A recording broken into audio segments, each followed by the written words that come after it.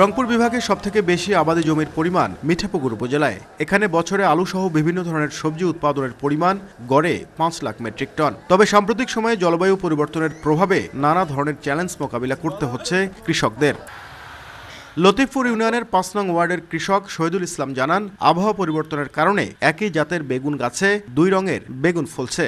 বেড়েছে নিত্য নতুন রোগবালাই, তবে কৃষি বিভাগের পরামর্শ না পাওয়ার অভিযোগ তার। নিজে আমি করি, যা দোকানে যাই, যা বলে তুলে সার দেন, এ তুলে আমাকে মনে করে ইয়াও দেন, কি চার ঢোলের আমাকে ওষুধ দেন, দিয়ে দিলে আমি মনে করে দিই। সত্যতা যাচাইয়ে ওই ওয়ার্ডের উপসহকারী কৃষি কর্মকর্তাকে বিকেল 4টার দিকে একজন কৃষককে দিয়ে ফোন দেয়া হয়। তবে শরীফুল ইসলাম নামে ওই উপসহকারী কৃষি কর্মকর্তা আসতে পারবেন না বলে জানান। যোগাযোগ করতে বলেন পরের দিন। ওয়ার্ডটির একাধিক কৃষক অভিযোগ করেন, কোনো সময়ই কৃষি বিভাগের কাছ থেকে সহযোগিতা মেলে না। বেগুনে যে ছিদ্র করতেছে, আবার ভাইরাস। এখন নিতে হবে না ভাই, আজকে আপনি তো ভাই আসেনও না আমাদের এইদিকে।